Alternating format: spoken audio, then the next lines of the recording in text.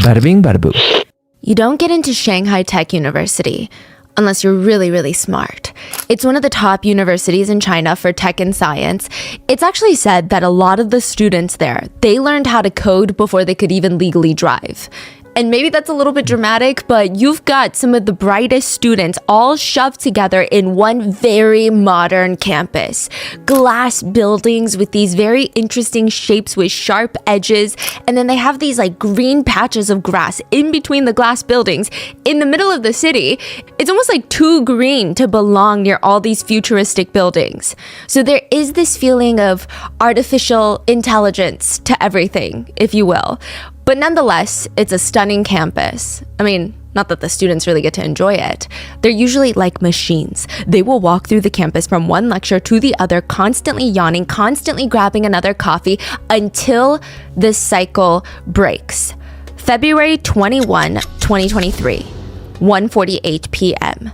Something very weird happens. It's in the building of School Life and Science and Technology. Students are basically hunched over their desks, just itching their scalps, trying to absorb all the information about epigenetics, stem cell biology, regenerative medicine, and RNA biology for all of their classes when they hear this scream. The scream is ear-piercing. It makes the students all want to instinctively turn their head to their side and like push their ear into their shoulder. It's the type of scream that stings your ear. Like if you were to hear your friend scream this, you would want to cover your ear. But the second that the scream is over, all the students, they get up, they leave their things at their desk, they just start booking it down the hallway because it's happening again. This was the 7th time in the past 5 days. There's a group of professors and students already gathered around this electrical box. It's similar to a box that's bolted onto a wall with some electrical wires and buttons inside. They're just gathered around the door, just staring at it. They hear a thump. What was that? And then another thump.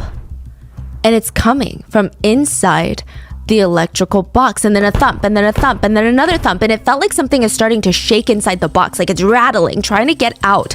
If you were to put your phone on vibrate and throw it into a metal box, it sounds like that. And then it stops. Silence. One of the students reaches out their hand, and it's shaky, and they reach for the handle, and they slowly click, unlatch the lock, pull the door open, and inside is a tiny little cat. Curled up, body is contorted to fit the small space of the electrical box. There's vomit everywhere. The cat has been poisoned. The students glance around at each other because everybody is suspicious. Whoever was in this building is a suspect. And you know, the first poisoned cat that they found on campus last week, some students, they tried to reason with themselves. Maybe so that they can sleep better at night. Well, maybe the stray cat got into some of the chemicals or drugs in the school's labs. It's not impossible, right? That's the only thing that makes sense. But 7 cats in 5 days? One cat was found in the basement level of Building L, convulsing, vomiting, and bloodied. Cause of death? Poisoning. There were some slight impact wounds on the cat's side, meaning they could have likely been thrown out into the hallway from one of the rooms in the basement level.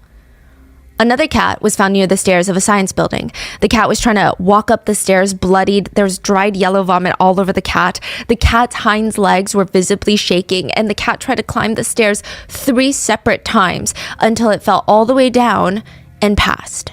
Cause of death? Poisoning. A few other cats were found dead in trash cans outside other buildings on campus. Again, cause of death, poisoning. Another cat was found near the main gates of the school. Another cat in the labs of Building Y. All cause of death? Poisoning. I mean, you could maybe explain away the death of 1 cat in 5 days, but 7 cats in 5 days, all poisoned? It doesn't make any sense. And here's what the students argue. Some of them didn't even just show signs of being poisoned. One of them had bright red ligature marks around the neck, indicative of strangulation, excessive bleeding, blunt force trauma wounds to the head, but also drag marks. Bloodied drag marks were left near the cat. The cat was dragged before it died. There was a trail of blood. You tell me, what do you think happened? Does that sound like something that would naturally happen to a stray cat? I mean, what kind of animal would even create those types of injuries on a stray cat in the middle of the city of Shanghai? It's not like a stray cat on the mountainside. Inside of a campus too? Yes. And the students, they're all on edge at this point. I mean, fine, the first cat was maybe poisoned. I could maybe reasonably understand that. But you have to tell me, what happened to the cat that was strangled? Give me an innocent explanation. Not a single person could come up with one.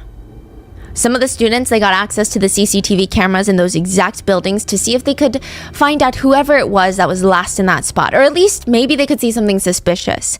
They did not just find someone acting suspicious. They found someone staring straight at them into the camera with a cat in their hands. February 16th, 2023, 10:30 a.m. Near the Student Innovation Center, there is a female student with long black hair walking alone. She's got this drawstring backpack that she's carrying with both of her hands. She walks towards a staircase. She stops at the bottom steps, looks around, puts the bag down, and puts on gloves. Then she sits at the bottom step, and the student's back is to the camera and their body is covering the bag. So it's unclear what she's doing, but she's sitting elbows deep inside of her own bag for minutes. Then she gets up, turns around, looks directly into the CCTV camera. She's not even looking in the general direction. She's looking directly into the camera, making direct eye contact. Is her face covered? No. She lifts up a tiny cat with both of her hands. The cat's name is Princess. The stray cat had been named by the students. She holds up Princess with both of her hands up into the air like she's doing the Lion King pose. And she just starts strangling Princess with both hands in the air right in front of the CCTV camera. Princess wakes up, tries to struggle, but she's already in a weak state. She can't fight back hard enough. The strangulation went on until Princess's body went limp. Oh my God. She stopped trying to fight back. The girl then takes Princess and then disappears out of the camera view for a few minutes. We have no idea what happened in those few minutes, but eventually she comes back into frame. Her gray-blue nylon drawstring bag is stuffed again, and she slowly walks up the stairs towards the School of Creativity and Art. And as she's walking up the stairs, she's making eye contact with the CCTV camera, never breaking her gaze, just staring. Her face has zero expression, nothing, emotionless. This is Shanghai Tech University's very own cat killer. Let's dive into the world of what has been dubbed the nth rooms, but for cats, and the dark world of cat crushing videos and the case behind the very, very viral video, very real video that led to the doxing of some of China's top celebrities, the cat blender video. And how a famous food influencer was exposed for running one of the more elaborate cat torture Telegram chat rooms. We would like to thank today's sponsors who have made it possible for Rotten Mango to support Paws. Paws is a champion for animals. They help rehabilitate injured and orphaned wildlife. They shelter and adopt homeless cats and dogs, and they help educate people to make a better world for both animals and for people. This episode's partnerships have also made it possible to support Rotten Mango's growing team of dedicated researchers and translators. We would also like to thank you guys, our listeners, for your continued support as we work on our mission to be worthy advocates of these causes. As always, full show notes are available at rottenmangopodcast.com. Today's video is going to be incredibly graphic with strong themes of animal cruelty and torture. There will be no pictures or videos included in this video version of the episode that depicts any sort of abuse. For the YouTube version, it's going to be a lot more toned down. If you want the uncensored descriptions of me telling you what happened in the video, I'm not putting the video up or posting it anywhere. You can find the uncensored video version of this episode on Spotify at Rotten Mango Video. But if you just want the audio, it's available uncensored on all podcast platforms.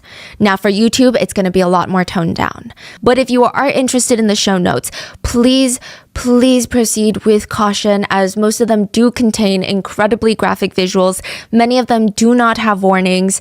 They are not censored at all. And if they are blurred, it really doesn't hide any of the blood or the gore. So please be careful. I will always also try to give you a small warning before things get too descriptive. I mean, there will be constant mentions of some of the acts, but when they get very descriptive and specific, I will give you a quick warning and you can skip ahead a bit. But if you're just not in the best headspace to listen to this, or if you have a cat and you know that this episode is going to be way too hard for you, please go take it easy. Take care of yourself. We will see you in the next one. We also really debated toning down a lot of the details for today's case, which I think to agree we still did, just because of how insanely graphic these videos are. But because this is an ongoing case with perpetrators that are out, free, and living their best lives, we actually thought it would be best to give you the truth of what's going on out there, so that if more people just know how bad it is, maybe more people will want to do something about it. Yeah.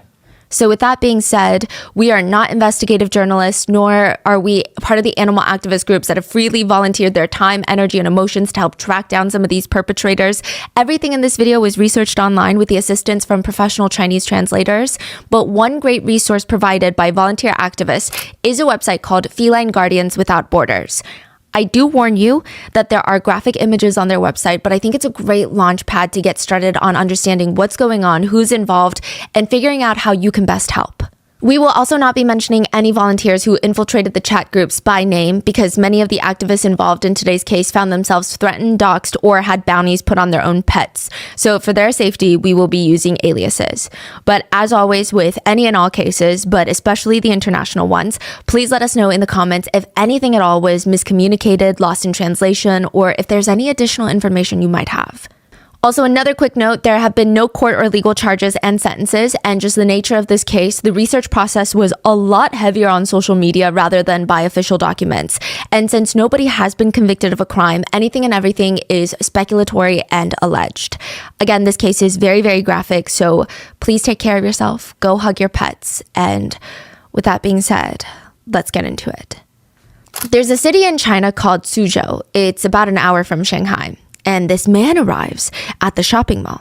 He's texting on his phone, looking around to see if he sees anyone with a cat carrier, like one of those bags that you put cats in. He's getting ready to meet the kitten that he's planning on adopting. And it's kind of goofy, but he's so nervous. He put a lot of effort into studying what kind of kitten would be the best fit for him and his lifestyle. He spent a lot of time and energy just going online and looking for all the things that he would need to buy for the kitten. And how is the kitten going to respond to him? He's nervous. He's checking his phone nonstop the minute that he gets to the mall, and it's almost time. The owner is going to show up, and he would finally get to meet his new kitten. He starts walking around the area of the mall that they agree to meet at, but he doesn't see anyone. Nobody with a pet carrier. Strange. So he decides, okay, maybe I'm just going to stand here, browse on my phone, and wait. Maybe they're stuck in traffic. But as he's standing there, he feels someone lock their arm into his. Like how couples would walk arm in arm. You interlock your arms. Then another arm locks around his other side. He looks to his left, he looks to his right, and there are two girls standing next to him, just locked on his arms. Just imagine two strange women coming up to you and holding your hands. That's like the equivalent of this. He doesn't know them, obviously. No. He briefly has a moment where he wants to panic, but they look pleasant. They don't look like they're trying to mug him or intimidate him in any sort of the sense. It was just kind of odd. I mean, the woman on his right is wearing this light pink holographic puffer jacket and bright purple pants. I would say that there's not an intimidating bone in her body.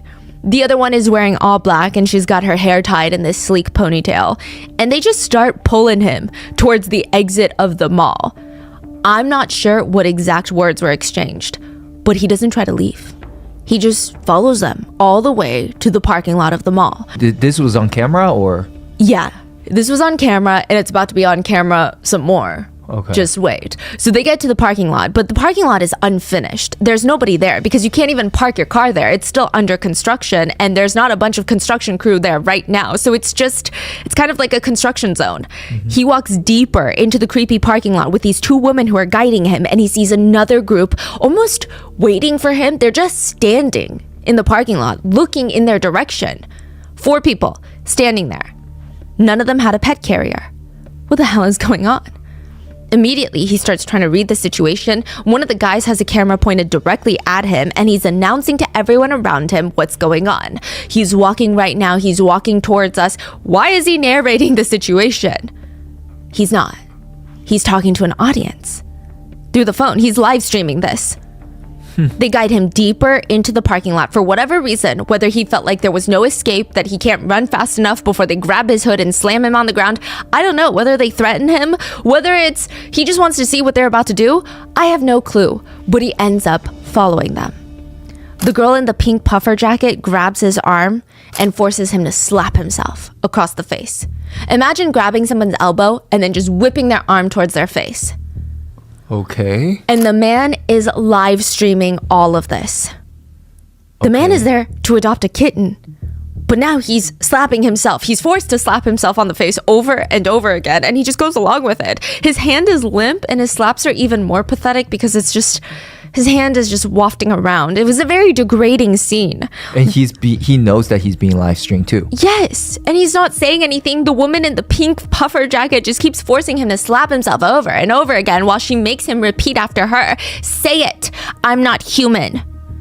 I'm not human. Slap. I'm an animal. Say it. I'm a slap. No. Say you're worse than an animal. I'm worse than an animal. Slap. 我不是人，我不是人，我不是人，我不是，我不是，我是个畜生，我是个畜生，我连畜生。你连畜生。 The man's cheek is burning up, and then the woman, like a school bully, turns to him and taunts him. Why are you hitting yourself? Why are you hitting yourself? I'm not hitting you. Why are you hitting yourself? See everyone? He's hitting himself. The live stream cuts off and restarts with the same group, but this time in a new location. So they've moved him out of the mall parking lot, and this area looks a lot more secluded. They force this man, who is, again, just there to adopt a kitten, they force him onto his knees, and he's begging now. Please stop. Please let me just sit up. Please stop doing this to me. 哦，求你了，各位，真的不要这样子。老外不是同框，谁是同框？ The group refuses to stop. They keep the live stream rolling. It's now time for their grand finale. One of the group members takes a step back, puts on a glove. They open a brown paper bag and start twisting their hand inside the bag. It looks like they're unscrewing something. That's how much they're twisting, just twisting inside that bag. And then they pull out their hand. Their glove is covered in a brown sticky substance. Feces. Whoa. Warm feces. The other members of the group hold the man still and they smear feces all over his face, all over, chunks of feces, all in his hair. His nostrils are coated with a chunky layer. He's holding his lips and his eyes as tightly closed as possible, but there's no way. There's no way that not even a little bit didn't get in. The live stream chat is going crazy. The comments are flooding in. Everyone's trying to guess. What kind of poop is it? You think it's human? No, it's probably like baby diaper shit. Or what about cow shit? No, dog poop for sure. Cat poop? No, cat poop has the litter box flecks in them. You know what I'm talking about? No? Isn't that what it looks like? People are analyzing the color, the amount, the consistency to pinpoint what kind of poop this was. But like, are those really the questions to be asking right now? This man came to the mall to adopt a kitten. He was ambushed, publicly humiliated, assaulted, degraded, live streamed, with excrement shoved all over his face like a facial. Is what type of feces really the question to be asking right now? Yeah. Yes, it is. Because everyone knew that he got exactly what he deserved. This man was part of an animal snuff film gang that would catch, torture, and kill kittens for views on Telegram. This guy was particularly known for boiling cats alive. No way. He came to adopt a kitten for the sole purpose of wanting to kill it as slowly and as painfully as possible. And the 6 people live streaming, animal activists who had enough. They had tracked him down, they had been watching him, and now they had publicly exposed this man. There's a red velvet cake that's just sitting on the kitchen counter. And the red dye is typically a pain in the ass to clean up. But it does look the best visually on camera, that is. Besides, at least at the time, there's no candles involved because candles usually just get in the way. It's a whole thing. And the frosting on top is perfect. It's got a name written across the smooth, icy surface of the cake. There's cute little ribbons of icing all around it. They're gonna love it. But she has to move quickly because her cat's gonna ruin it all. She's already set up the tarp on her living room couch. She just goes and adjusts the camera on the tripod and she clicks record. She walks into the frame, unclothes, takes off her clothes, Then she positions herself so that she's hovering over the cake, like she's about to sit down on the couch. And she knows that the first one is the most important. And she slowly, almost painfully slowly, moves centimeter by centimeter until she's fully sitting on the cake. It has been squashed under her bottom. It's smeared all over her. And then she repeats the process. She lifts her bottom up and then smashes it back down onto the cake in her living room. She's going to do this for a whole 5 minutes because that's what her client paid for. It's a custom cake sitting video. If her clients pay enough, they can even pick the size and the type of cake, the frosting colors, whether or not they want their name on the cake. They can even choose what level of unclothed she is for the video. She didn't even know that there was a market for this type of stuff. But clearly there was. You know, cake sitting has become really popular. It's almost its own subcategory of intimate interests, if you will. But some people think that it actually falls under a bigger category. Well, it's a debate. A lot of people think that it falls under the wet and messy interest, which are people who are intimately intrigued by the sensations of things that are wet or messy on skin. They also like to see their partner or the object of their interest get very messy. So covered in shaving cream would be an example. Yes. Okay. But some categorize it under a different niche. Object crush. She knew this because every now and then she would get a request for her to sit and crush on different things. Fruit. Sometimes it was a beetle. And then sometimes it was a cat. There were clients willing to pay top dollar for her to crush a cat with her bottom. She had no idea if these clients are joking or not. Like sitting on a cat? Yeah. I mean, regardless, she would never even consider it. It's not even what object crush interests are about. She Googled it. Object crush is when people like seeing objects being crushed. There's a group of people out there that are intimately sexually interested in the visuals of seeing objects being crushed. Typically by a woman, whether she uses a body part or usually her high heel stiletto point. I guess it really depends on the viewer.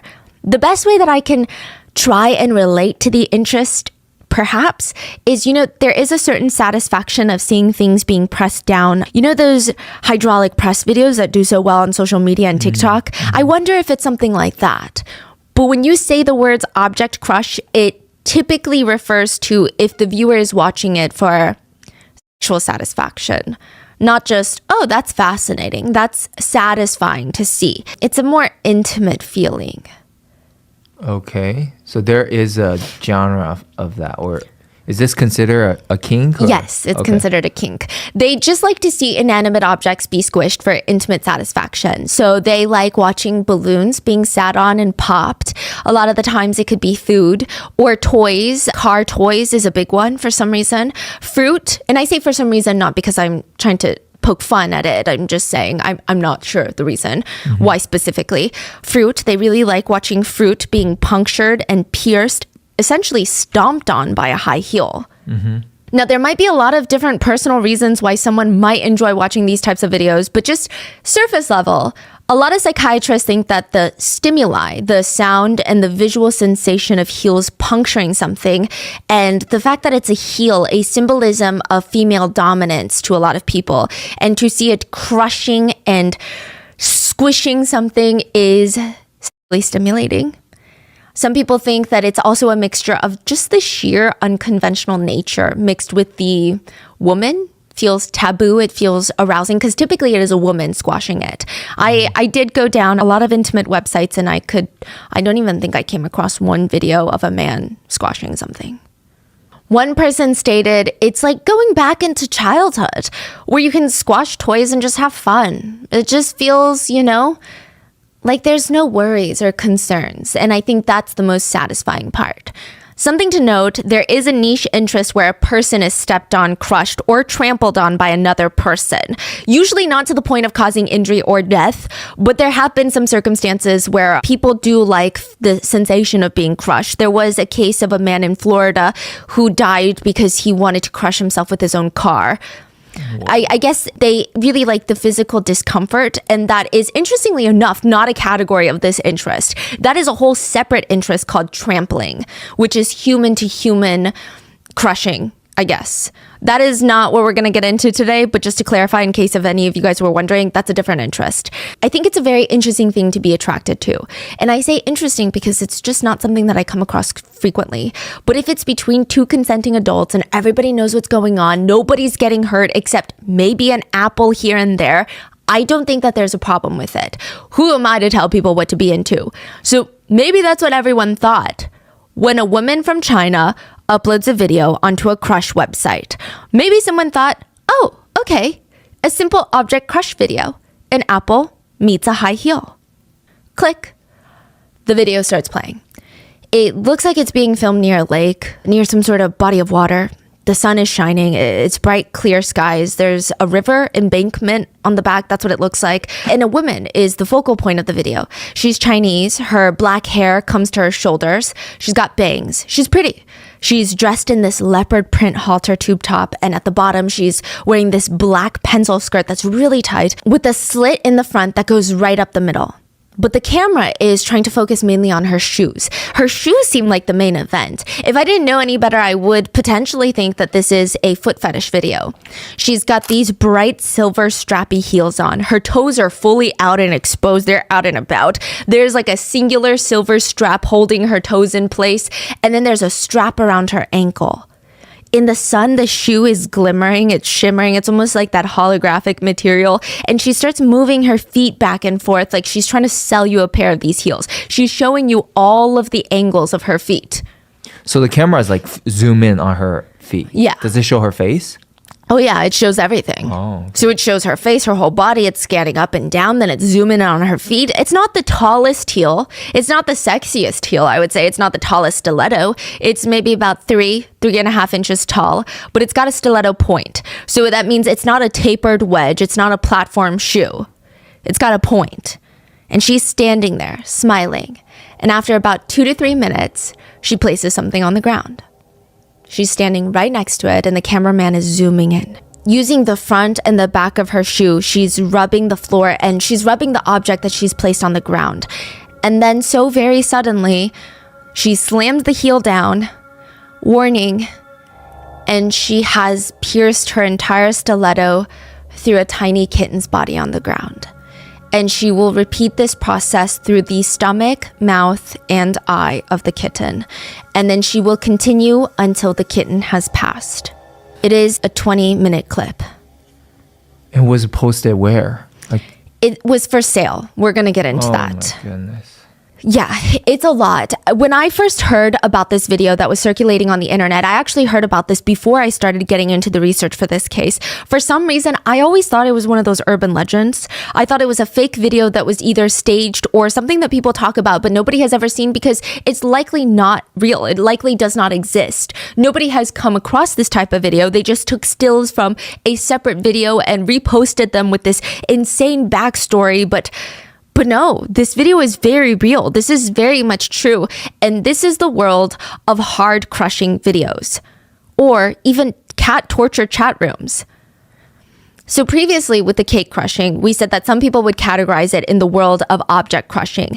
You just have someone sitting on an inanimate object or sometimes on cakes or fruit. But some people, they don't just stop with bananas or red velvet cakes. Some people want to see insects, snails, cockroaches, sometimes fish, ladybugs, earthworms, clams, crawfish is a big one, even octopuses alive being squished under the strong spiky heel of a beautiful woman's stiletto. That is what's called soft crush interest. Soft crush videos are illegal. I want to say that they're technically illegal in the US, but you can find them pretty easily if you just get past a paywall. Not that I was looking for them, but from what I can find. Stepping on these type of animals is called soft crush, and it's available. Yes. So alive crabs, lobsters, crawfish, worms are a big one. Some people categorize fish. It's a debate if fish fall into this category or the next category. And this is not okay. Most people with object crush interests hate the soft and hard crush watchers because, I mean, it's just inconceivable why someone would even want to watch videos like this, let alone for intimate pleasure. And because their interests sound so similar, because they have the word crush in them, a lot of them just get very frustrated with that. So disclaimer, please do not group object crush watchers with soft or hard crush watchers. They are not the same type of people. While it is true that some object crush people do graduate into soft crush videos, I would say that the overwhelming majority absolutely do not and would never even think to do so. They are as disgusted as you and I at the idea of those videos. But I digress. Soft crush videos is, imagine a woman standing over a beetle or a snail or sometimes a frog and then slamming her heel down into them with enough force to crush and nearly kill or pierce them completely. That is soft crush interest. One man who specifically held interest in watching bugs get squashed stated that it just reminds him of when he was young and his mom would kill insects. What? His mom would crush insects, and for some reason that used to make him feel safe, but now it's kind of hot, which that is a lot to unpack, and I don't think that I have the expertise in psychology to even begin to unravel that one in terms of the evolution of his sexual interest, going from his mom squishing bugs to watching powerful women in heels squishing bugs. One person who's really into this said that he finds lizards and frogs outside, puts super glue on their little bellies, and sticks them to the floor where he knows that his female teachers are going to accidentally step on them. And he would just wait to see them step on them because that to him was intimate sexual euphoria. To him, he said he enjoys these types of visuals because it's his ultimate dream to be killed by a woman by stomp. He wants to be stomped all over under the feet of a powerful woman. Some even argue, what's the difference if a cockroach is sensually squished to death by foot or flushed down the toilet because you found one in your house or sprayed with poison to kill them? Ultimately, you're killing a cockroach without much concern for if it was a quick death or not. Others argue that cockroaches are eaten alive on Fear Factor for entertainment, a likely very torturous, painful death, being crunched to death, chew by chew. But why? Why can't they be squished slowly by a high heel? Is it a problem only because you don't understand the sexual aspect to it? That is what some people argue. But it is still nothing compared to the dark world of hard crush videos.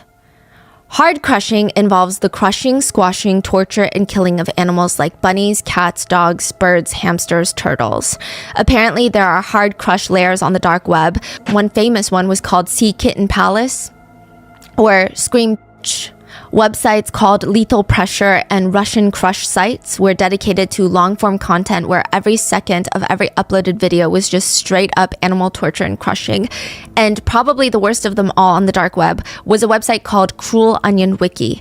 This was just a marketplace for videos of women seductively killing animals. There were videos of rabbits, cats, monkeys, even turtles being crushed on, sat on, suffocated, decapitated, mutilated, dismembered while alive. Some of the titles read Hamster Chest Crush, Butt Crush Goose and Rabbit. For some people, it matters what type of animal. Others, it matters what type of body part from the woman. Is it foot? Is it barefoot? Is it a sneaker? Knee-high boots? Stiletto? Red stiletto specifically is a popular one. Or maybe the crushing happens through another body part like chest, bottom. One investigator of these types of videos stated, probably the worst thing I've seen is animals burned alive or animals microwaved to death. Oh my gosh. Sometimes they're boiled alive. There was one with a child burning a kitten with a blowtorch, laughing and staring at a child. What's even crazier is that sometimes the videos aren't even specifically on the dark web. They're just behind paywalls on the regular surface web. There was a website that is no longer running, otherwise I would never put this online, but it was called crushworld.net. This is where the Chinese woman was uploading her crush content with the kitten. It's a marketplace to order CDs of aggressive women in heels stomping little animals to death. Each CD or movie is about an hour and a half of pure torture, and you can get one delivered to your door for the low price of $3.27. One movie was said to contain a series of hard crush events, broken into segments. First 20 minutes would consist of placing frogs on a glass coffee table. One woman would hold the frogs in place while the high-heeled woman would crush them slowly with her stiletto, and you would allegedly get viewpoints from underneath the coffee table as well, because it's glass. First 20 minutes would include frogs being crushed. Second 20 minutes would include rabbits. The third 20 minutes, a kitten. And the last 20 minutes, and this is the kitten woman. So that kitten description that I told you about is only 20 minutes of a longer sequence of events. The last finale would be 2 little puppies, about 7 weeks old. So she's not even killing the animal first. No. It's like torture. One big incentive for these cat torturers is to make the torture as prolonged as possible. So they come up with ways, because you'll see later on, but they value the animals fighting back. And they don't fight back when they're dead. Hard crushing videos are actually illegal in the US since 2010, which you're like, yeah, well, of course they are, right? The US is actually one of the few countries that have specific laws against crushing videos. Most countries would just throw it under animal abuse and cruelty laws. But the US specifically has hard crushing videos. That just sounds like it has been a problem for them to make a law, right? It's been a pretty big problem. And a lot of the videos are imported from overseas. So I think that's why the US specifically had to make that law, because even if you're not producing the videos, just having, possessing, and distributing those videos is illegal. Whereas I think that you could argue it's not technically animal abuse if you didn't abuse the animal and you just have the video of it. I see. I think that's kind of where it happened. Now, I did hear that there is a 4th category of crushing, which is even more extreme and involves the death of humans. So replace the fruit with an insect, replace the insect with a cat, then replace the cat with a human. That would be like the unspoken 4th tier of the crush interest. But with most things on the internet, it exists for a reason. There is a buyer, there's a watcher, or even a big group of them. And why would they want to see that? What are they getting out of it? Some psychologists believe that humiliation is a key reason for the interest in hard crush, which I don't know. I was thinking about omitting this whole part from this video because I want to explore and understand why people would be intrigued by something like this, but I guess I don't like this response. I'm sure that these psychologists know what they're talking about. But if you want to be humiliated, I'm not sure how watching a kitten being stomped to death is humiliating for you. But they argued that the viewer likely wants to be the kitten, that there is an unacceptable amount of pain and risk of them asking someone to do that to themselves. So through these videos, they try to imagine what it would be like. What? So they're saying they're putting themselves in the shoes of these animals? Yes. What? I think they're talking specifically for the crushing. I think the just pure torture videos could be a little bit different. I don't know how I feel about it. They argue that they're internalizing the pain and anxiety of being that animal that's being tortured, which again, I don't know, maybe it's true, but it almost feels like we're sympathizing or romanticizing the viewer of these types of videos. Other experts believe, which is where I also stand, is it's fine. Maybe it's a mixture of that and a whole different array of elements, but a big component is the viewer just gets off on animal pain and torture. Yeah. I don't know how else to state it, because I think it's natural human evolution to not want to see that. Yeah. One man in his 50s said he remembered watching a show when he was a kid. There was a woman who was barefoot, crushing live worms, stepping on live worms, and he just found it very arousing. He said it was kind of this intermixing of his first encounter with something sexual, and it just kind of stuck, and that's just how it started. But he also states that he identifies with the worm, or whatever is being crushed by the cruel, cruel woman. In one video of a woman stepping on a live rooster, someone commented, "I wish I was that lucky rooster." The hard crush fanatic said society is hypocritical by being judgmental of the hard crush community because, and I quote, "If thousands of rats are poisoned in a building, to extinguish them, to get rid of them, to mass execute them, it's okay.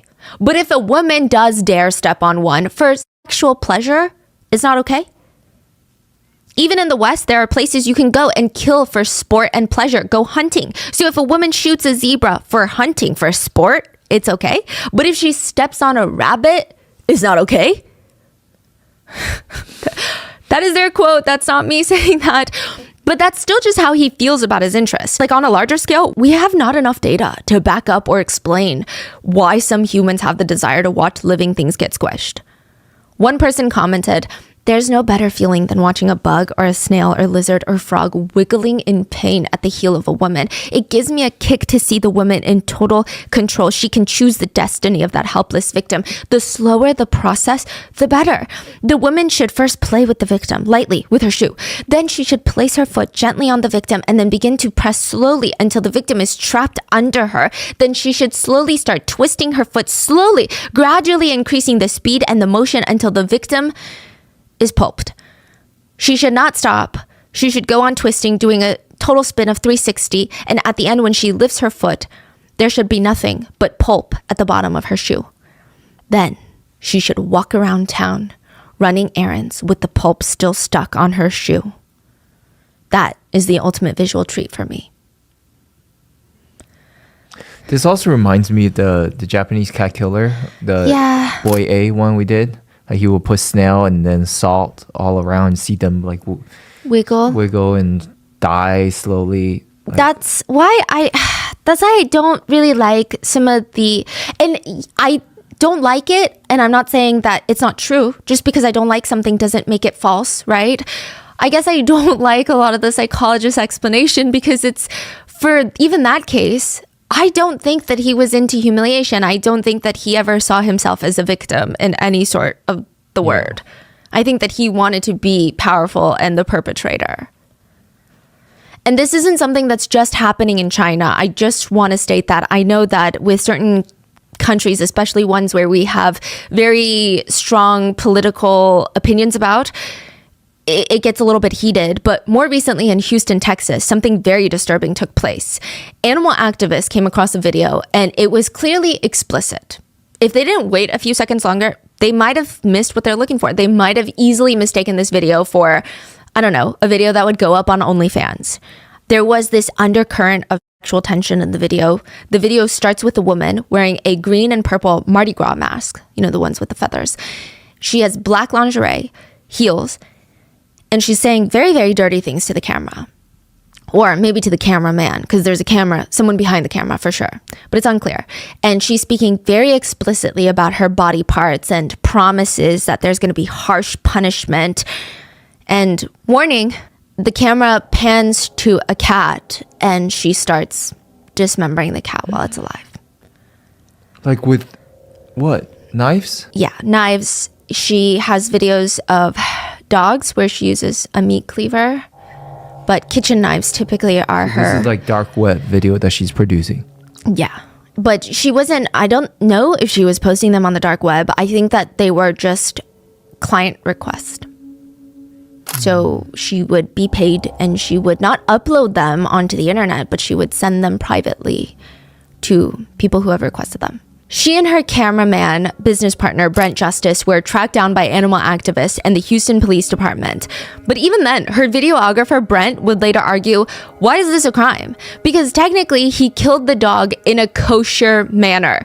So if it's kosher, why does it matter if the dog is eaten afterwards or if the dog is used for sexual pleasure afterwards? There shouldn't be a difference when the dog is already dead. Yeah, it made no sense, okay? That was his main defense, and he was his own attorney. He represented himself in trial. The judge literally told him when he tried to represent himself, you do have the ability to dig your own grave. You do have the ability to dig your own grave. Yes, basically, if you really want to represent yourself and dig your own grave, be my guest. Wow. And Ashley Richards just gave a really bizarre initial excuse that she was asked to kill a sick animal as a favor to put the animal out of their misery, I guess. She said that she just had to take enough alcohol to get through the act. But then later she says, oh yeah, all those videos, they were sacrifices. They were rituals. Rather than explicit content, that's what it was for. She also said that she felt sick from making those videos, but she really needed the money.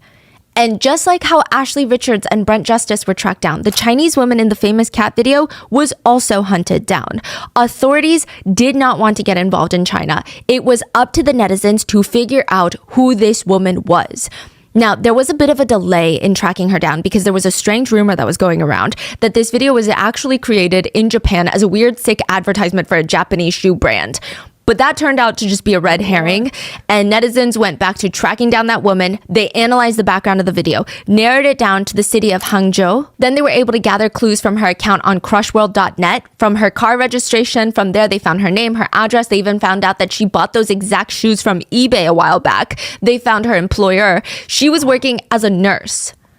No freaking way. Her name, her occupation, everything was exposed, and her response to that, to the video, she made an incredibly brief apology stating that she had recently gone through a divorce and her life was spiraling. So she was just trying to figure out what she wanted to do with her life. She was super impressionable because of how fragile her mental state was after the divorce. And someone told her this is a great way to make money, so she didn't question it. That was her excuse. And then nothing came out of it. This was in 2006, and the police did nothing about it. Netizens couldn't do more, and because I would say the internet wasn't as developed as it is now, the general public did not even really know about the video's existence. Or I guess even like me, they thought it was an urban legend. Just one of those internet stories. But then, 17 years later, in 2023, it happened again. But this time, everyone started hearing about it. Everyone was scared of it. Everyone was talking about it. The Blender Man video. Tweets, Reddit posts started trending. If you see a blurry thumbnail that looks like a blender, do not click the video. If you're watching a video and then it randomly cuts to a red blender in the room, do not continue watching the video. People were warning each other because the things in that video, they said they can't be unseen. Once you've seen it, there's no going back. One comment reads, I couldn't even get through 10 seconds before I vomited everywhere. I watched it and I can tell you that as someone who has seen quite a bit, it is absolutely horrible and it would make everyone completely sick.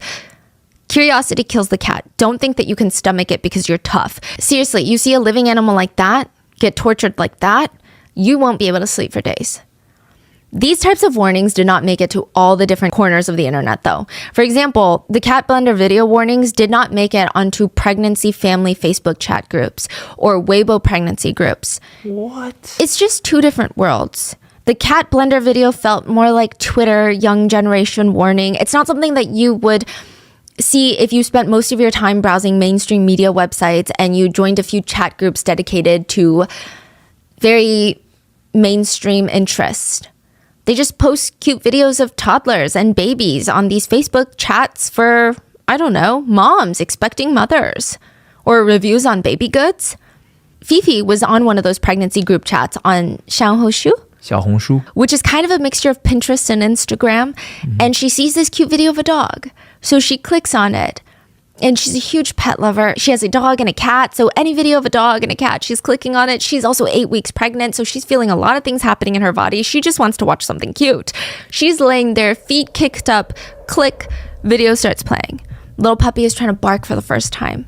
Fifi, without even knowing it, is smiling already. So close, one more try, come on puppy, you got it. The little puppy tries barking again, and then cut. The video cuts to rapid fire images of a dead cat in a blender.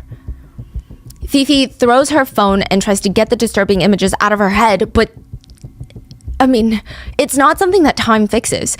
In a week, 2 weeks, she'd be doing dishes, the images would pop up. She would be doing online shopping for a crib, the images would pop up in her head. Then she would go to a doctor's appointment for a checkup for her baby, the images would pop up in her mind. Fifi would end up losing her baby. She was under a lot of stress and overwhelmed with negative emotions. It was putting a lot of tension on her body. Others stated that they did not get still images, but rather they got a video embedded inside of another video. The cat blender video.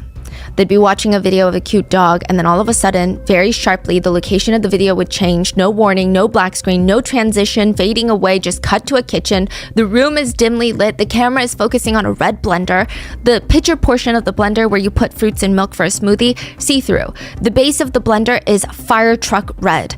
There's a knob at the center that controls the rotation of the blades and the speed of the blender blades. Warning, a cat is placed into the blender and slowly blended. But afterwards, it is, you can imagine what is inside the blender or what's left of the cat in the blender. But the cat is still not dead. And the unidentified man in the video, who only really shows like his hands and torso, places the cat in the microwave. And that is how the cat dies. Oh my goodness.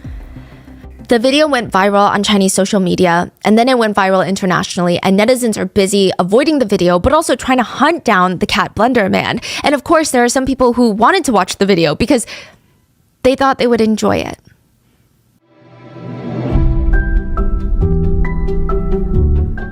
I know this is ironic, but I'm not really great with my words, especially when it comes to describing what I want. I think I have a really clear picture in my head. Or even with food, I know what taste I'm looking for and I can almost taste it in my mouth, but to describe what that looks like in a tangible way, what seasoning I need to add, it's very hard. And I can actually be a very indecisive person, even when I'm shopping for clothes online. I'll go back and forth between that is so cute to do I really want to buy it though and spend money? Or would this even look good on me? Or is this a version of myself that I wish I was, but I would never actually wear this? It was to the point where I was so indecisive, I started becoming my own pet peeve. So I decided to try something different. I got a stylist from Stitch Fix. It was really daunting at first, but it ended up not just saving me time, but making me a lot more confident.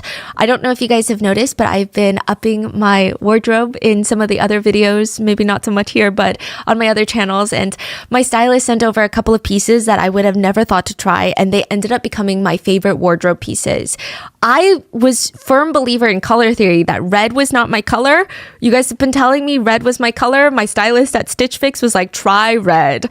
I ended up loving it, which I don't know what it is about my stylist at Stitch Fix and dresses, but every single dress that she sends me, I've kept because they're just so well fitted for not just what I like to see on my body, but just even my body type. So it makes me feel really confident.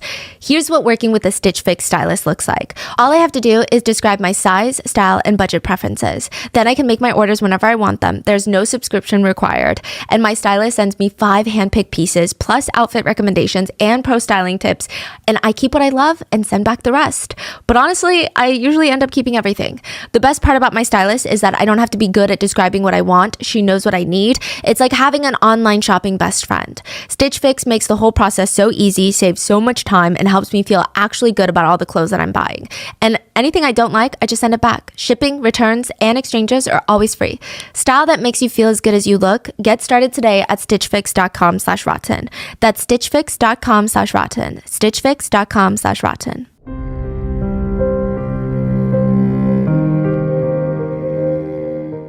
A stack of printer paper that you can purchase at the store weighs about 5 pounds.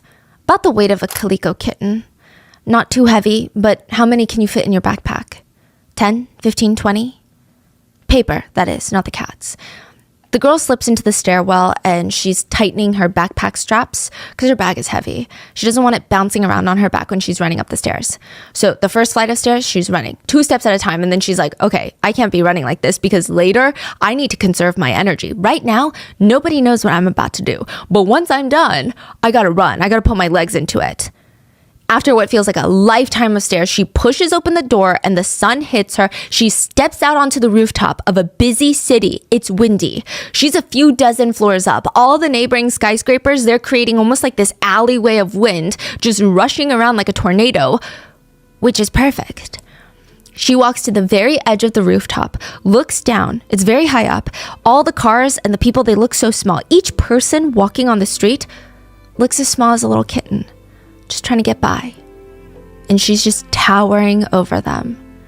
She swings her backpack onto the ledge, kneels down, unzips it, takes a chunk of flyers out. She stands back up and she, with a stack of papers in her hand, she brings her arm back and then flicks her elbow so that her arm is fully extended, kind of like how you throw a frisbee. She lets go and hundreds of flyers start raining down on the street. She bends down, grabs another stack and another and another, and she doesn't stop until her backpack is empty. She zips her bag back down, runs all the way back down. Perfect. Done.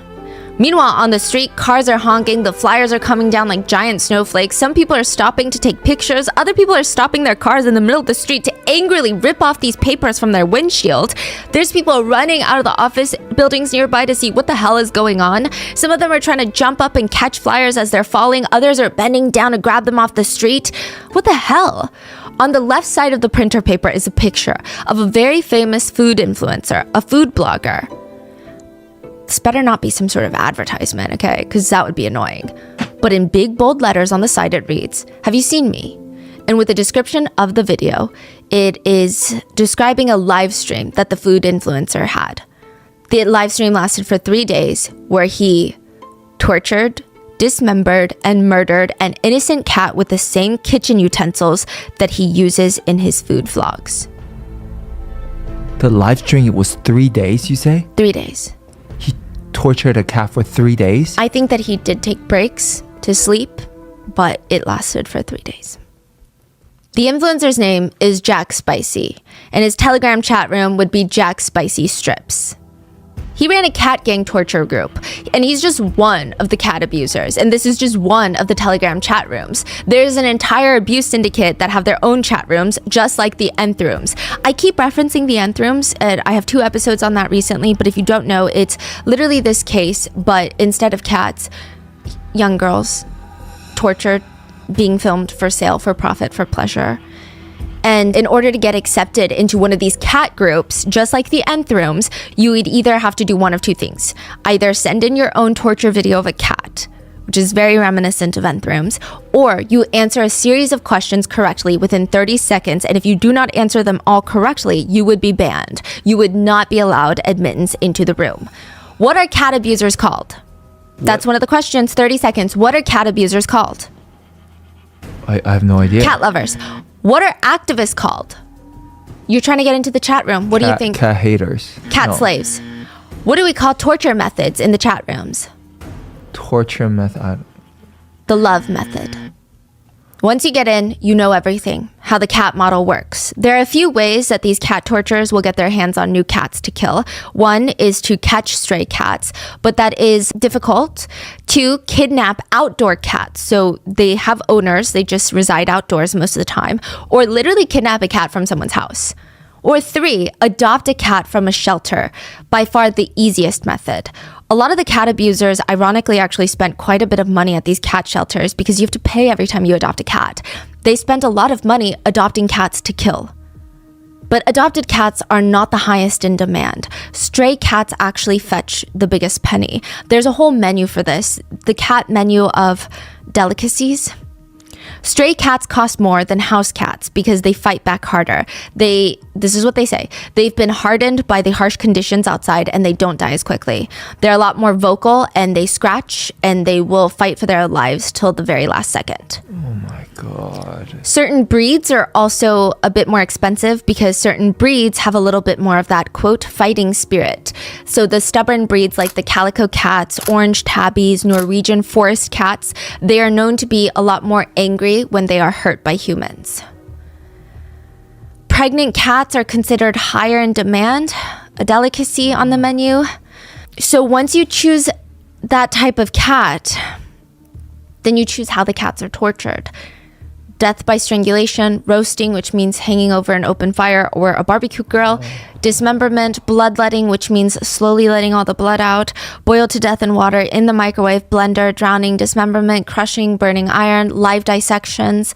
They do this thing where they insert a pump into the mouth and pump them full of air until their bellies explode. If you have an idea that's not listed, don't worry, they take custom orders for bespoke videos. Jack Spicy, the food influencer, actually ran one of the bigger of these cat torture rings. He built a whole name for himself on Telegram because of his initial cow cat video. That's what they call it. Cow cats are otherwise known as moo cats. They are cats that look like cows. Not really, but they predominantly have white hair and these little black spots on their bodies. Typically their ears are black and the black comes down to cover their eyes. So they're the cats that are known to have the Batman mask. Okay. Jack Spicy captured a stray cow cat and, quote, interrogated and tortured it for 3 days. Yeah, I mean, I don't think I need to go further. It's just all of the things I've listed, but for 3 days straight. And a lot of the tools that he used, knives, skewers, they were used in his cooking videos for his food vlogs. When you say he's a food vlogger, like is he like a full-time YouTuber or? He is mainly on Chinese social media. It does seem like that he was relatively full-time. He was. He have a big following. Yeah, he has at least 500,000 on a single platform. Not even like collectively. So he was pretty popular, and he looks genuinely like a nice guy. Like I did watch his videos. I don't get a creepy vibe, and this is in hindsight. I'm trying to look for creepy things. You know how people are always like, you could just see the crazy in his eyes. I couldn't see anything. He just looks so normal. He looks honestly a little nerdy, if anything. But that's even more scary because he can mask so well. Like, okay, with the nth rooms, I think visually, Paksa and God, I think visually they're just not what you expect in terms of age group and maybe even stature. But in terms of look-wise, I would say they look more evil than this guy. Just their eyes and their face. Yeah. I don't know if maybe it's the pictures we've seen of them, but this guy genuinely looks like a dad. 哇，设起来，你的脑海里面自动浮现出“问华”2个字，翻译一下，为牛片。He posted the videos to these chat rooms of him torturing these animals, and just in case there were animal activists or people who were against the video in his room, he messaged, Jesus Christ doesn't care about cats. Besides, the cat didn't even scream while he died. He was just gasping. Stupid cat. He was laughing at the cat for accepting its fate of death. But activists who watched the video said, actually, the cow cat may not have been able to vocalize anything at that point due to the injuries, but the cat held a fighting posture the entire time until the very last breath. And I don't know if that makes me feel better or worse. I think worse. Once you get access to the chat rooms, most of them have you pay per video. And unlike the nth rooms, where they're trying to use cryptocurrency to prevent being tracked by the authorities, a lot of these cat torture rooms do not care. They will just ask you to WeChat QR to pay them or Alipay them. That's like asking someone to PayPal you for a snuff film. PayPal, Venmo, Cash App me for a snuff film. What's a bit crazier and I think harder to digest is a lot of these people, they didn't even do it for the money. Not that that would make it okay, but for some reason, I think a lot of humans can comprehend that motive a little bit better. Like the nth rooms, Paksa did a lot of things for money, and I think it's an easier motivation to understand, not relate, not feel sympathy for. Paksa is a doctor. The doctor. But God, he did it for the pure pleasure of the torture. Like just watching the girls in pain. That's what he did it for. And I think that was a lot scarier for people to wrap their heads around. Yeah. Jack Spicy's favorite thing to do was take his torture videos, spend the time and energy to find normal cute videos of dogs or babies doing something adorable and embed that video in the middle, literally edit it in. And then post those onto social media to try to get it past the algorithms so that when you see a cute little thumbnail of a cute animal or a baby, you click on it and then boom, there's a cat being decapitated. He even encouraged members of the group chat to do the same. He said, if you're ever pissed off at the world, attack people. Buy some anonymous accounts and spiritually attack those cat slaves, cat activists, cat lovers by privately messaging them these types of videos. Make them watch it. Make it look like a cute cat video. And if you're really angry, target pregnant people, depressed people, and minors. People who are going to spiral after watching a cat torture video. Jack Spicy primarily had a thing for targeting pregnant people with these types of videos. He really got off on infiltrating pregnancy communities on Weibo and posting these types of videos, which makes it all that more horrifying when you find out that he himself is a dad. His wife is a nurse who just recently gave birth to a baby girl, who just recently was pregnant. Humans naturally have a soft spot for cute animals. I think it's why it's so scary to meet someone who doesn't. I mean, yeah, okay, you can have a disliking for animals or find them too troublesome to take care of, but that's one thing. To find them pleasurable to torture, it feels like it goes against the hardwiring of human brains. Usually when we see a cute animal, our brains release a minuscule blast of dopamine, which is the same reward system in our brains that is also activated by the likes of cocaine. It's like a tiny, minuscule blast of cocaine. Okay, not really at all, but sometimes it can feel like it. We want to see more of it. We want to continue that reward system. Actually, we can go a step further. If you pet a cute animal, you might actually be lowering the stress chemical cortisol inside of your body. We've evolved to feel that way because animals, especially young ones, they behave very similarly to human infants. They trigger the same reaction in adult humans that we have when we see a helpless little baby. And this evolution of this trigger is really, really fascinating. It can actually present itself in kids that are like 3 years old. You don't even have to be an adult to feel this type of response. When a 3-year-old sees a little kitten, they can also trigger this emotion in their brain. Yes. Wow. It comes with large, soft eyes. So when the eyes are soft, a lot of pets don't have hard eyes because they can't really control it like that. Hard eyes meaning you're kind of pressing, putting pressure, squinting. They're soft. They're relaxed. They're large. Small body with bigger heads. That's why you'll notice that a lot of the dogs that have been consistently breeded over time by humans, we've breeded them to have larger heads. Because it's cuter. Yes. Those traits naturally reward people's brains to make them want to approach, care, and protect that baby or that soft little animal. But it also makes you naturally want to crush it. What? It's called cuteness aggression. So when you feel like a dog is so cute, you want to bite its tummy, or a puppy is so adorable, you want to squeeze it till it pops. It's because your brain is likely overwhelmed from the cuteness and cannot handle the reward regions that are being stimulated. So suddenly, your brain is trying to recruit negative opposing feelings to try and calm itself down. Again, this is suspected perhaps due to evolution.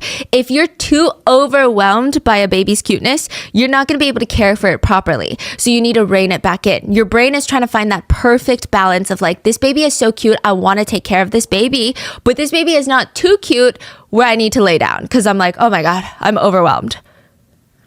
To sum it up, it's been suggested that humans have evolved to associate babies and baby-like features or creatures with cuteness, and that cuteness makes us want to take care of them by releasing specific chemicals that feel rewarding in our brain. But if something is too cute, we become so overwhelmed that it'll literally incapacitate us and we cannot care for it anymore. So our brains flood ourselves with negative thoughts of punching something because it's so cute. But if you're a normal human being, you're not going to punch your dog. You're just going to say, "You're so cute, I just want to squeeze you until you pop." That's all you're going to do. And then you're going to go on your phone and you're going to watch Hello Street Cat. There is an app in China called Hello Street Cat. It's a nonprofit set up by a number of stray cat feeders all around the major cities of China. It's like TV-shaped boxes without the TV that are placed around the major cities. There's cat food inside. A stray cat will walk in, and the box has cameras and sensors everywhere. The box will actually scan the cat, create a file based on the cat if it's their first time entering, and the cat will receive food. After a while, they'll monitor the cats and see which ones need to be neutered or sprayed and then release them back into the wild. Which, side note, that whole process is called TNR, which is trap, neuter, release. And I don't know how I feel about it. I don't think I know enough to have an opinion. I think there's opposing sides to a process like that. So this is not me agreeing and saying TNR is the best. Wait, so, okay, to get it clear, there is a box that's like, I imagine like a bus station for cats. Like, yes. Like cats can come here, get some food, and then there's a camera monitoring how they are doing, and then they will leave. Yes. They will monitor the cats, and if they think that the cat needs to be neutered or spayed or needs medical attention, they will try to trap the cat to get it that medical attention. Now, once they trap some of these stray cats, the best choice would to have that cat be adopted. But they do realize that this is what they said, a lot of street cats are not adoptable by most families because they do not behave domesticated, which is what I guess a lot of families are looking for. So sometimes they will release the cat back into the wild because they just don't have the resources as of right now to care for that cat. But they will try to provide as much medical attention as possible when necessary. Now, again, I don't know if you agree with this process, but I would say better than not feeding a stray cat, right? Like, we can't take in all the cats. We wish we could, but I'd rather at least feed a few cats. So again, I don't know. But the whole point of Hello Street Cat is to just help as much as they can with the resources they have. So they focus on feeding. There are live streams set up so you can see the inside of these feeding boxes. And every time that you donate through the app, fresh kibble will rush down into the bowl and the cat of your choosing will likely have a blast. There's always kibble. They call it Mount Kibble, like mountain kibble. Yeah, there's always Mount Kibble, but sometimes it's stale. So if you really like a cat that walks in, you get them fresh kibble and it lands on top of the stale kibble and they get to enjoy a fresh meal. There's like a whole Wikipedia page dedicated to all the famous stray cats on Hello Street Cat. There are ones that are basically famous. They all have names and lore. There's the Gluttonous Beast, Mr. Fresh, Mr. Exclamation Mark, Mr. Sweet Pea, Brother Calm, the Titans, which includes the mother and her kittens, Mr. Snack, the Snack Children, Mr. Piss, Mr. One, Mrs. Kirby, who for some reason has irreconcilable differences and beef with the Gluttonous Beast. There's also Mr. Puke. Some of them are really famous. The Gluttonous Beast, that stray cat, has his own Wikipedia page. He's an orange tabby cat, and his nicknames include AKA Mr. Glutton, Mr. Speed, the Gluttony, the Beast, the Goat, Sir Gluttony the Third. He got his name from Mrs. Kirby came in and she puked up some of the kibble that she ate and she left. He walked into the feeder. He ate it? He was munching on her throw up for approximately 6 minutes before he left. He returned soon after to eat more from the towering Mount Kibble. The cat food, you know, the kibble. He snacked for another approximately 15 minutes before he quickly fled the scene. More about the Gluttonous Beast. Occupation, eating for extended periods of time, destroying kibble, all-time leading scorer in the NBA history, and ranks 4th in career assists and number 23 on the LA Lakers. Personality, hungry, very hungry. Relations, hates Mrs. Kirby. Then you have Mr. Fresh, aka Fresh Brother, Sus Cat, Side-Eye Cat, Mr. Poop, or Mr. Evil are his nicknames. He's famous. There's a camera right where the cats eat. So like it's right there. They're eating right in front of the camera and it has a fisheye lens that distorts them so it looks even cuter. And Mr. Fresh, he walks in, there's always kibble, right? But he will side-eye it until fresh kibble is released. He'll just sit there. Sometimes he'll paw at the stale kibble and just wait until fresh kibble is released. Until somebody donates. Yes. Wow. Yeah, he just side-eyes the camera. That's why he's called Mr. Fresh, because he has a strong affinity for fresh kibble. The cat killers put a bounty on Mr. Fresh. They said the bounty is catch, torture, kill Mr. Fresh, the famous street cat. This is on the app? Telegram. Thankfully, nobody was able to get to Mr. Fresh. He actually ends up getting adopted. But these are the types of people we're dealing with. Now, the investigation into Jack Spicy also leads to revealing the identity of the real cat blender man. It was not Jack Spicy. A lot of Western media sources actually thought Jack Spicy, the food blogger, was cat blender man. It's not. It's a man named Wang Chaoyi. He goes by the username Cat Addiction Therapist on Telegram. He's suspected of creating animal snuff films, animal torture kill videos over the course of a decade. He's founded many websites used by animal snuff netizens. He personally has over 10,000 films that he's produced. His estimated revenue in total from killing animals is close to $700,000. He's also suspected of stealing pets from Chinese citizens that he does go on to kill. Warning, it's about to get very graphic. According to one undercover animal activist, they were able to get some insight on some of the torture tactics used by the blender man, Wang. He would cut 12 live kittens in half in one video. At the waist, he would dissect pregnant cats while they were still alive and force feed the mother cat all of her baby kittens. He would cut open cats and then pour sulfuric acid into their bodies while they were still alive. And he has been doing this for over a decade. It's estimated that he has taken the lives of at least tens of thousands of cats.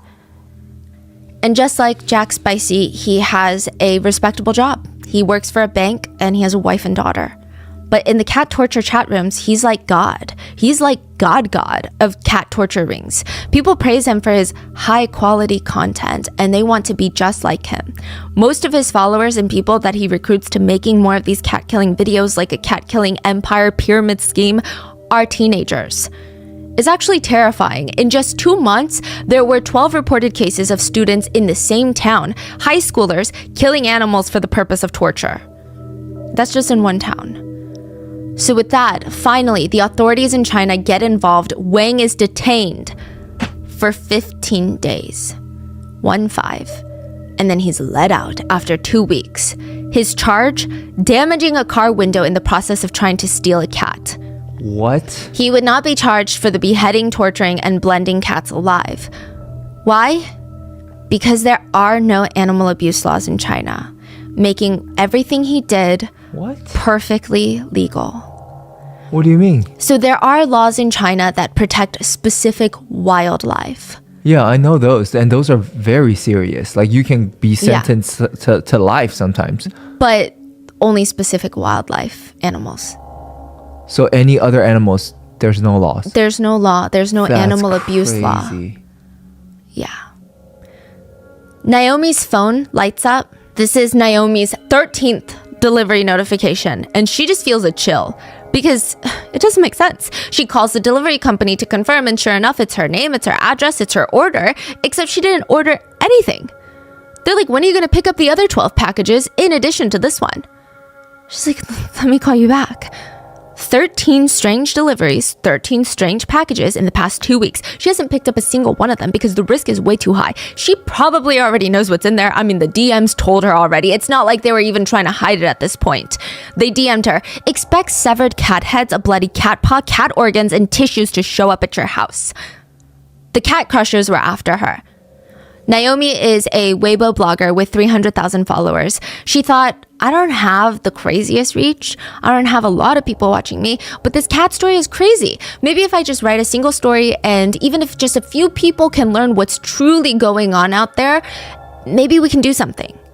Click publish, and instantly comments start flooding in. Naomi, is this your address? Naomi's a cat slave, everyone. Well, cat slave, you want something cute in the mail? I'm dedicating my next cat live stream to Naomi. Ding!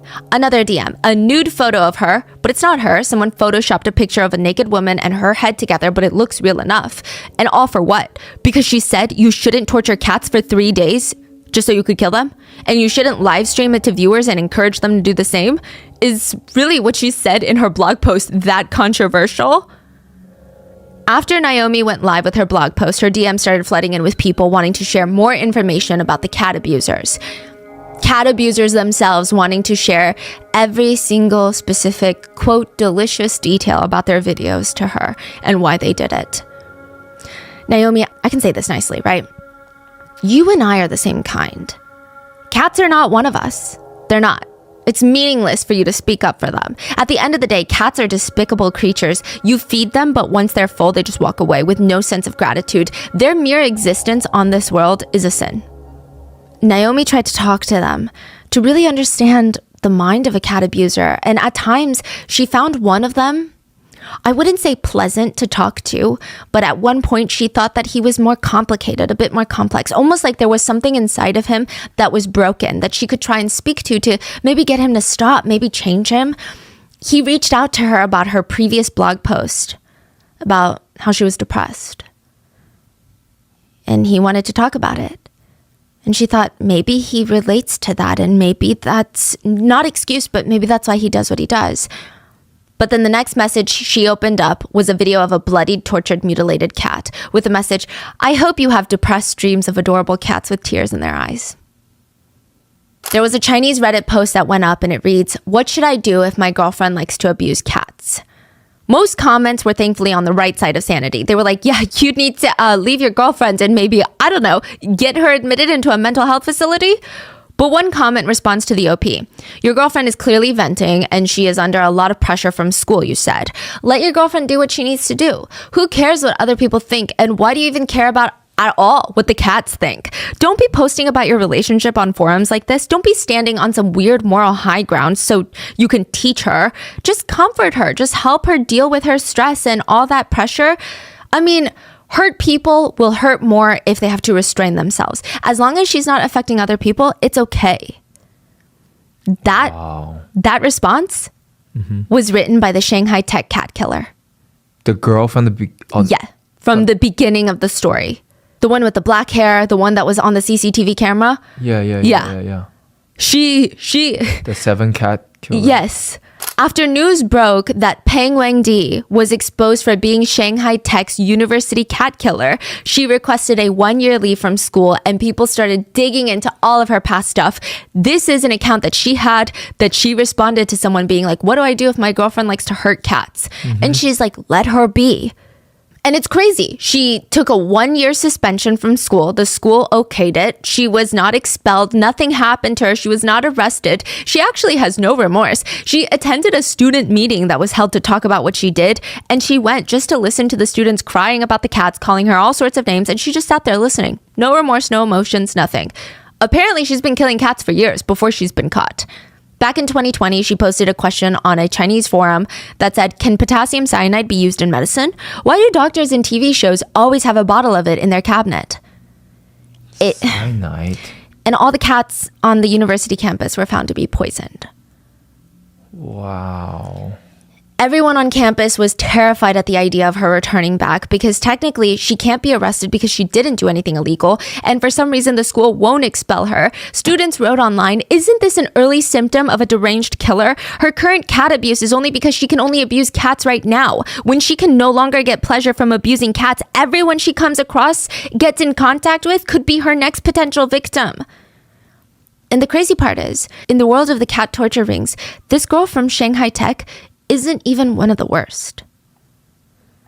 In the end, both Jack Spicy and Wang the Blender Man, would issue apologies. Jack Spicy wrote on Weibo, the Twitter of China, I'm Jack Spicy. For my actions of abusing cats, filming it, and splicing together footage of killing cats to cute videos online and then sharing it to social media groups, I feel ashamed and remorseful and apologetic. After the video spread online, public security and cyber authorities have severely criticized and educated me. They have initiated an accountability investigation, and I sincerely accept the supervision, condemnation from netizens, and criticism and education from society.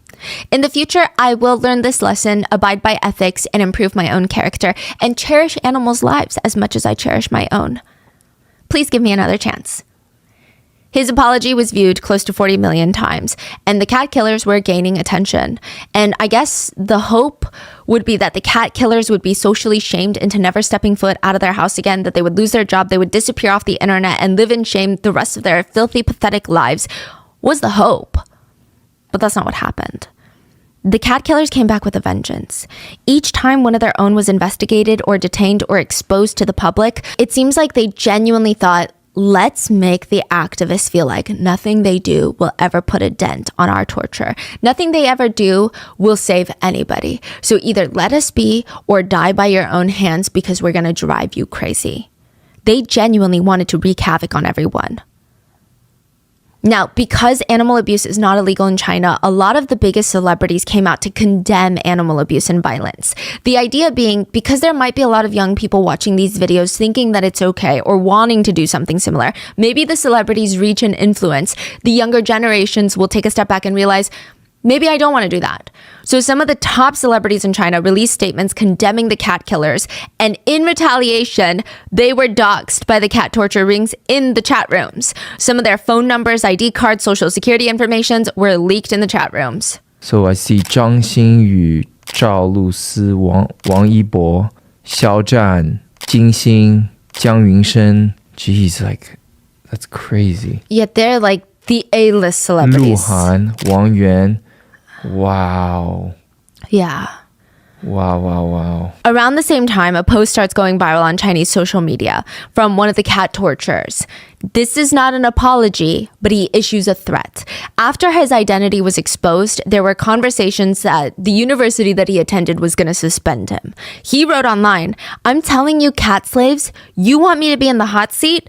Let's see what you can do to me. Let's see if you guys are my family that pays our school leaders. Let's see which one wins. If Ocean University doesn't accept me, I will give you 1,000 cats to make up for it. I'm going to kill 1,000 cats. So you'll see what the death penalty means. There's no animal cruelty law in the country and the police can't do anything to me. So what can you cat slaves do to me? If you make me have a bad life, I will end up getting a few cat slaves killed too. No one should be able to live then. His name is Fan Qingyuan. Is that not like alarming? It's like a threat on human life, which is illegal, I'm imagining. He is a math major at Shandong University of Technology, or he was, and it's stated that within 2 months, he killed 80 cats for videos. 40 cats a month, 10 cats a week, more than 1 cat a day. Yeah. And even after all of that was exposed, some netizens actually got really mad at the activist. They said, is it really worth it for the cat activist to ruin a future for a promising college student at a good school over a few cats? No way. Another reads, for the sake of ecological balance, wild cats should not even be alive. Stray cats are a nuisance. Another one just stated, don't you know how cruel cats are when they bite people? Yeah, well, maybe don't be mean to them and there's no reason for cats to bite you. I mean, these people could very much just be a part of the gang. Yeah, like... Yeah, so the cat killers, they're mad, they're out for blood, they're doxing high-profile celebrities, they're threatening universities, but the main annoyance that they have are the activists. The activists are like the nth room. They've infiltrated their chat rooms, they have way too many people and accounts in their chat rooms to filter out which ones are the real watchers, which ones are there to watch frame by frame for geographical clues, run voice recognition tests, cross-reference clothing and features of their hands to expose them publicly to the world. Even if they don't get arrested, they don't want their face out there associated with this. They don't know who's who, and that is very frustrating for them. So they decide, let's play a game. Let's drive all the activists so crazy, so depressed that they leave the chat rooms. Maybe they leave the life. You want to save a cat? Let's do it. Starting with Bucky. Bucky is a beautiful Russian blue kitten. He's got soft, plush gray hair, so soft that his coat is almost shimmering like gray suede. Russian blue kittens are usually on the slightly slimmer side, very elegant, lanky, huge yellow eyes. He was adopted from the shelter. His previous owner absolutely adored him, but she just couldn't care for him the best that she wanted. So really, it was hard for her to bring him into the shelter, but she brought his little bed and begged them to find him a good home. He was adopted by a cat killer. May 20th, 2023, a picture of Bucky next to a large kitchen knife was posted to the Jack Spicy Strips group chat on Telegram. Bucky had been adopted. Ding! A message reads, wire $100 to this address within 24 hours if not this cat Bucky, tortured and killed. The activists received the message loud and clear. But on one hand, if they pay the money, it's just $100. Okay, $100 is a lot of money, yes, but I would pay $100 in a heartbeat to save a cat right now. It's just $100. Do whatever it takes to save the cat. Ask your mom for money, ask your brother for money, get $100. It's an easy choice. But on the other hand, these are not people with integrity. Who's to say that they won't pay the money and the cat will still die? And in that case, all they did was fund a cat killer so that they have more resources to kill more cats. Yeah. It's unclear if the ransom demands were met. It likely was met because I'm imagining that at least one of the activists did wire money. But the very next day, May 21st, 2023, a new video pops up in the group chat and Bucky is killed. Sometimes the cat killers would even, as a sick joke, make the cat activists wire money to a real legitimate charity that helps stray cats. The idea being, it's not even about the money. You could donate all the money in the world and we'll still be torturing cats. There's nothing you can do. You think that donating is going to help? Okay, I'm still going to kill a cat. In one live stream, a cat lover lovingly named a little kitten Little Bean Sprout, dedicated for the cat activist. They skinned the kitten alive and then they renamed it Little Pink Bean Sprout as a joke. In another live stream, it was dubbed 160 Needles. The live stream lasted 3 hours, and you can guess what happened. 160 needles were used to torture a kitten. Commentators wrote in the message groups, haha, acupuncture for cats. They did this knowing that the activists were watching, and they did this in hopes that the activists would give up, be hit with debilitating depression where they cannot function anymore. They can't even get out of bed. Everything that they went through to track down a few of the cat killers, all the videos that they had to watch to get there, it did nothing. That's the message that they wanted to send. They wanted to break the activists, but they didn't. I would say it's done the opposite. It is fueling their fire. And don't get me wrong, I think we can all be animal activists in some sort of small capacity. We can tell our friends about this. We can share resources, draw attention to it. But these people directly going after these groups, that is a level of admiration I can't even begin to describe that I have for them. One stated that they have to watch the videos frame by frame.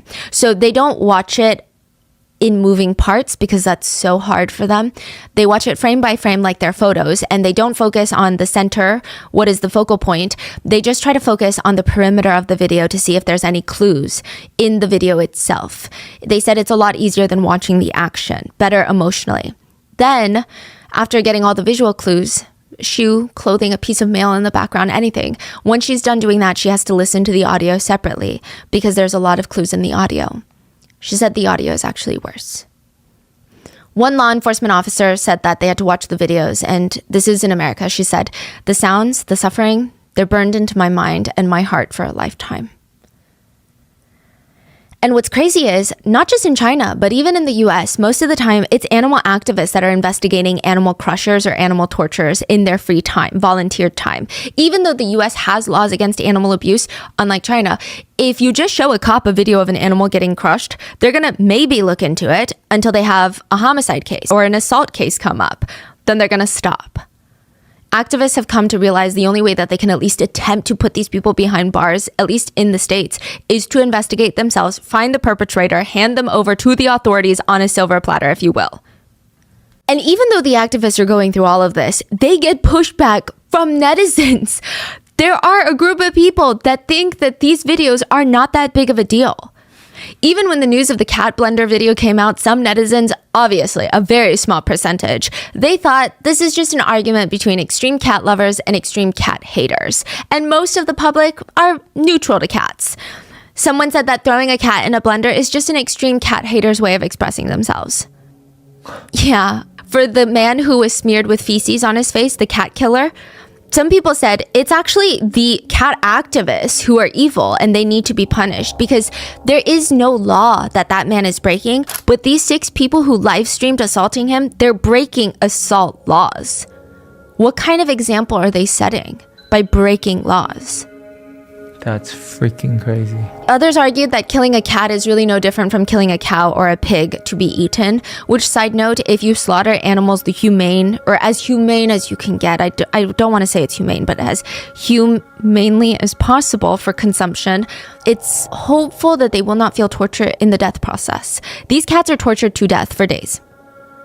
For some reason, the fact that people think that way only makes these activists a lot more passionate to put an end to all of this. There is a reason that the FBI now tracks animal abuse in their databases. They track them like homicides and aggravated assaults. The executive director of the National Sheriff's Association said, if somebody is harming an animal, there's a good chance they're also hurting a human. If we see patterns of animal abuse, the odds are something else is going on. Essentially, they have concerns that animal abuse could be linked to eventually committing crimes against humans, which is a topic we talk a bit more extensively in serial killer cases. An alarming majority of serial killers have abused animals before they started killing humans. Even Ashley Richards, the Houston woman that was arrested, authorities found messages where she was talking to a client who requested a custom video. They asked her if she would ever be interested in crushing a human to death like she did with the animals. We don't know her exact response, but the authorities have described it as being favorable and not adverse. They said Ashley engaged in online chats with another individual about torturing and killing a human being. It appears she will do anything for either the thrill or the right price, or a combination of both. There are loose studies that connect animal abuse to violence as well, but one activist said, problem is, it's not normal to want to burn a cat alive. No normal person would ever do anything like that. These people who do this are not normal. One teenager who posted a torture video of cats on Telegram was asked, why are you doing this? Why are you torturing cats? He responded, well, I really want to torture babies, but those are harder to get your hands on. As of right now, with China's current laws, abusing and killing wild animals protected by the state is punishable, but the abuse and killing of other animals, different species, is very difficult to punish. But hopefully that is something that can be changed. If you want to help stop the spread of animal abuse videos, I will link felineguardians.org in the description. But again, just to warn you, some pages on their website have blurred out or completely clear stills and pictures of the crimes that have been committed.